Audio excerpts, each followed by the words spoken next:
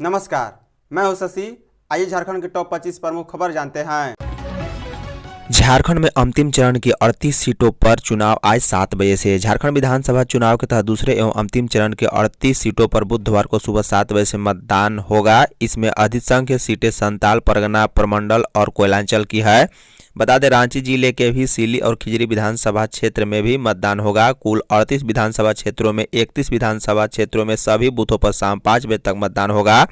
वहीं शेष 7 विधानसभा क्षेत्रों के दुर्गम क्षेत्रों में स्थित 31 बूथों में शाम 4 बजे तक, अन्य सभी बूथों में शाम 5 बजे तक मतदान होगा। चुनाव आयोग ने स्वच्छ, निष्पक्ष एवं शांतिपूर्ण मतदान की पूरी व्यवस्था की है।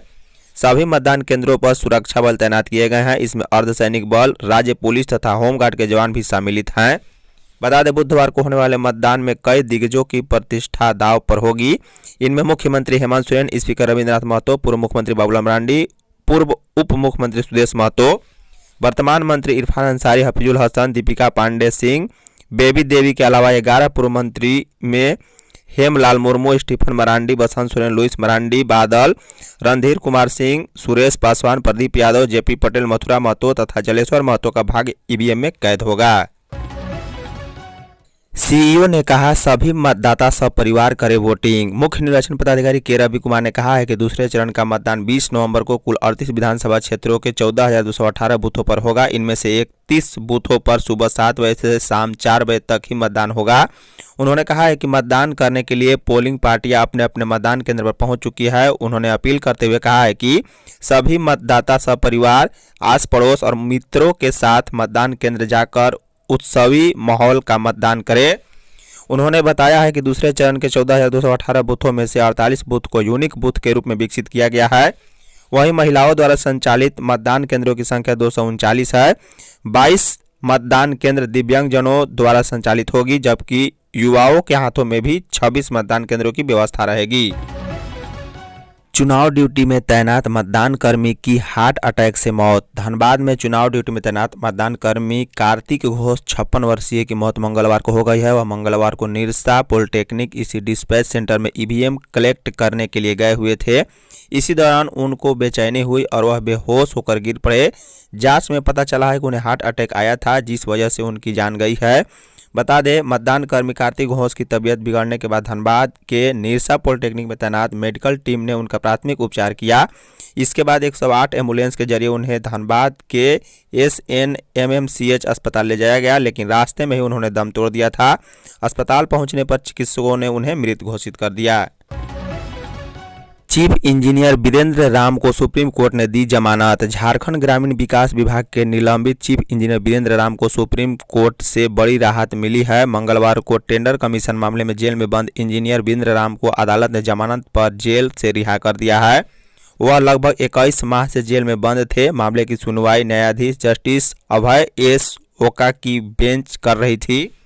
बता दें कि प्रवर्तन निदेशालय ने 21 फरवरी 2023 को ग्रामीण विकास विभाग के मुख्य अभियंता वीरेंद्र राम के ठिकानों पर छापा मारा था। इसी दौरान ईडी को उनके 100 करोड़ रुपए की संपत्ति का भी पता चला था।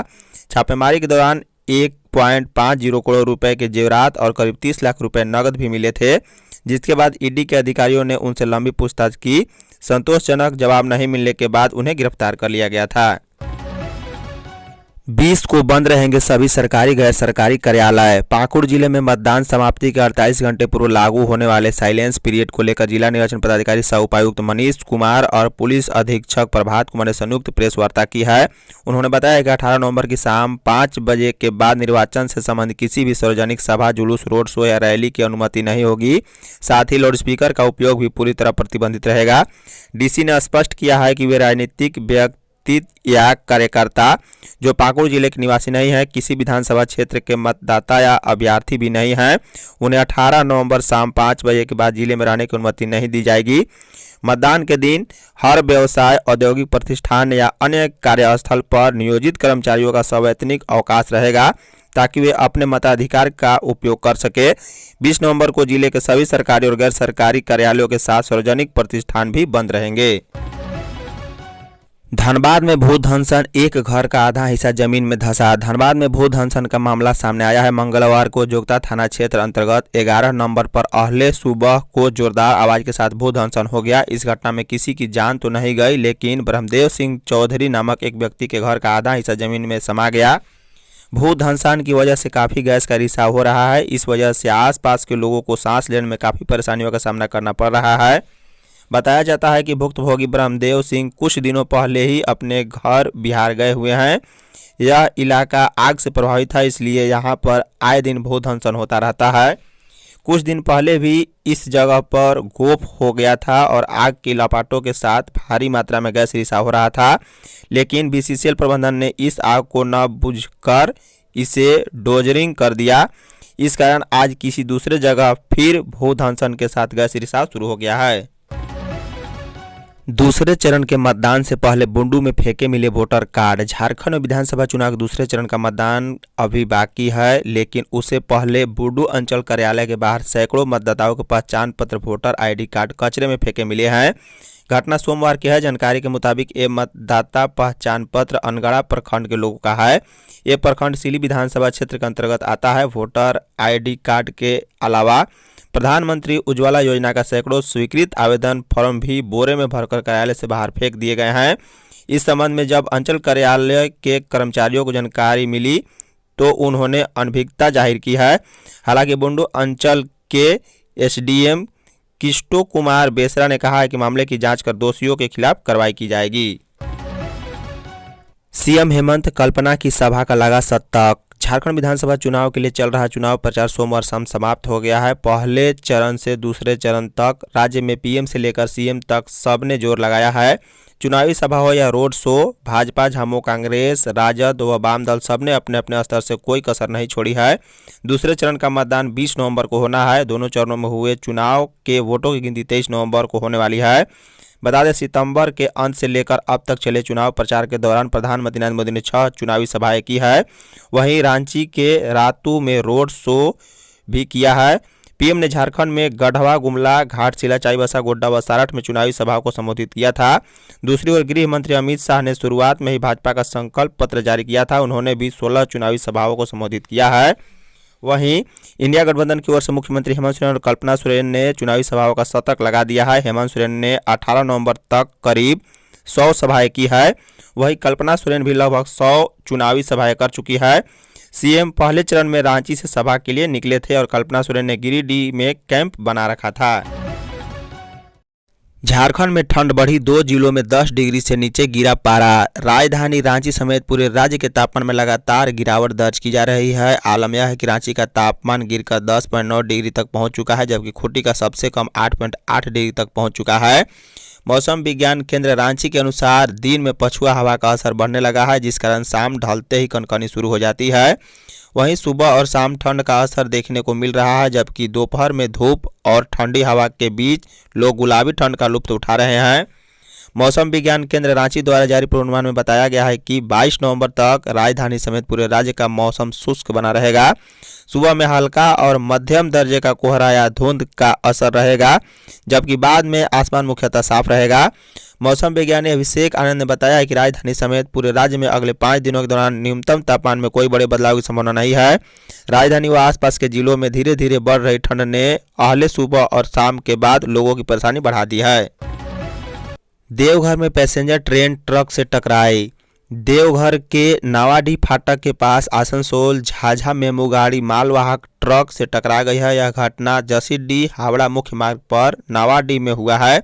घटना से जसीडीह हावड़ा मुख्य रेल मार्ग पर ट्रेनों का परिचालन बाधित हो गया है। वैसे इस घटना से किसी के हताहत होने की सूचना नहीं है। घटना के बाद रेल प्रशासन मौके पर पहुंचकर युद्ध स्तर पर कार्य कर रही है। बताया जा रहा है कि जसीडीह हावड़ा मुख्य मार्ग पर नावाडीह रेल फाटक बंद नहीं होने के कारण ट्रक पटरी पार कर रही थी। इसी दौरान सामने से झाझा मेमू ट्रेन ट्रक से टकरा गई। घटना में ट्रेन ने ट्रक को कुछ दूर तक घसीटते हुए ले गई। ट्रक पर एस्बेस्टर लदा हुआ है। घटना में ट्रक के परछक्के उड़ गए हैं। वही घटना के बाद स्थानीय लोगों ने गेटमैन की गलती का आरोप लगाते हुए रेलवे प्रबंधन के खिलाफ जमकर हंगामा शुरू कर दिया है। दूसरे चरण की 4 सीटों पर महिला ही महिला को दे रही टक्कर। झारखंड विधानसभा का चुनाव कई मायनों में दिलचस्प है। इस बार कुल 128 महिला उम्मीदवार चुनावी अखाड़े में हैं। इनमें सिर्फ 4 सीटों पर महिला उम्मीदवारों के बीच ही नेक टू नेक फाइट देखने को मिलेगा। इन चारों सीटों पर 20 नवंबर को वोटिंग होनी है। इसमें देवरानी और जेठानी के बीच भी कड़ा मुकाबला होने की संभावना है। बता दें, इस बार झरिया सीट पर देवरानी और जेठानी के बीच दिलचस्प मुकाबला देखने को मिलेगा। इस सीट से पूर्व विधायक संजीव सिंह की पत्नी रागिनी सिंह बीजेपी से उम्मीदवार हैं। वहीं कांग्रेस ने पूर्णिमा नीरज सिंह पर फिर से भरोसा जताया है। सिंह मेंशन की दोनों बहुएं एक दूसरे का आमने सामने एक बार फिर से चुनावी अखाड़े में हैं। वहीं रामगढ़ सीट से भी एक बार फिर से ममता देवी और सुनीता चौधरी आमने सामने हैं। झारखंड में 20 दिन में 2520 सभा और 1208 रैली। झारखंड विधानसभा चुनाव के नॉमिनेशन के प्रक्रिया के बाद से 2520 सभा और 1208 रैली हुई है। झारखंड के 81 विधानसभा के लिए 2 चरणों में चुनाव की घोषणा 15 अक्टूबर को भारत निर्वाचन आयोग ने की थी।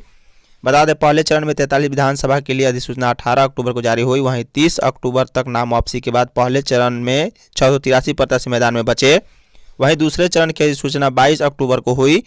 38 विधानसभा क्षेत्र के लिए 528 प्रत्याशी मैदान में उतरे। निर्वाचन विभाग की गाइडलाइन के अनुसार सभी पार्टी और प्रत्याशी को सभा रैली गाड़ियों के परमिट के लिए झारखंड निर्वाचन भवन से परमिशन लेनी थी, जिसके लिए वे ऑनलाइन सुविधा ऐप का ऑफलाइन आवेदन कर सभी परमिट प्राप्त कर सकते थे।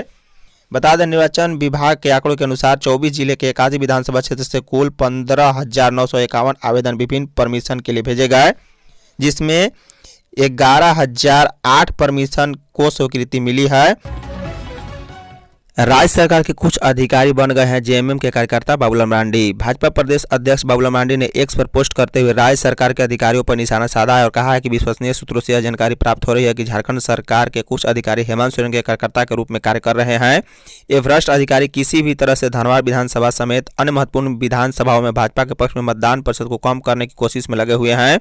इसके लिए वे विभिन्न प्रकार के हथकंडों को अपनाने की योजना बना रहे हैं, जैसे कि भाजपा समर्थक मतदाताओं को मतदान क्षेत्र में जाने से रोकना, भ्रम फैलाना, भाजपा कार्यकर्ताओं को थकाना, बूथ पर मतदाताओं को प्रभावित करना आदि।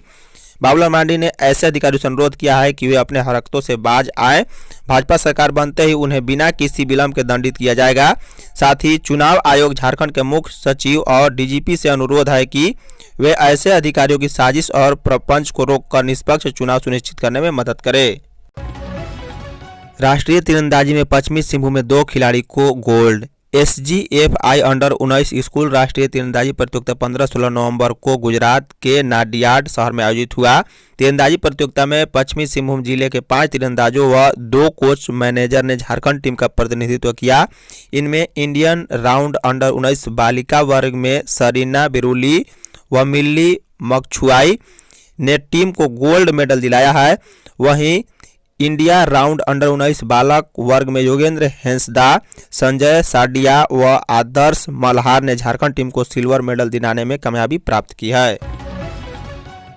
सीएम हेमंत ने बीजेपी पर लगाया गंभीर आरोप। सीएम हेमंत सोरेन ने भाजपा पर गंभीर आरोप लगाया। उन्होंने सोशल मीडिया पोस्ट पर तस्वीर शेयर करते हुए कहा है कि अपनी निश्चित हार देख भाजपा और उनके नेतागण अब गिरने की सारी हदें पार कर चुके हैं।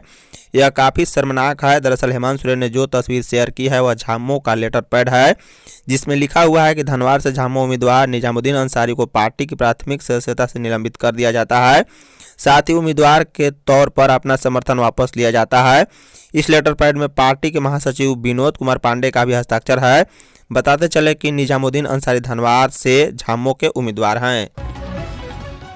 झारखंड में मैया समान बनाम गोगो दीदी हो सकती है डिसाइडिंग फैक्टर। झारखंड विधानसभा चुनाव में सत्ता की चाबी किसके हाथ लगेगी, इसे लेकर कयासों का दौर जारी है। पहले चरण की 43 सीटों पर जनता ने अपना फैसला सुना दिया है। वहीं दूसरे चरण की 38 सीटों पर 20 नवंबर को जनता अपना फैसला सुनाएगी। बता दें, राजनीतिक गलियारों में इस बात की चर्चा है कि झामो की मैया समान योजना बनाम भाजपा की गोगो दीदी योजना पहला डिसाइडिंग फैक्टर हो सकता है।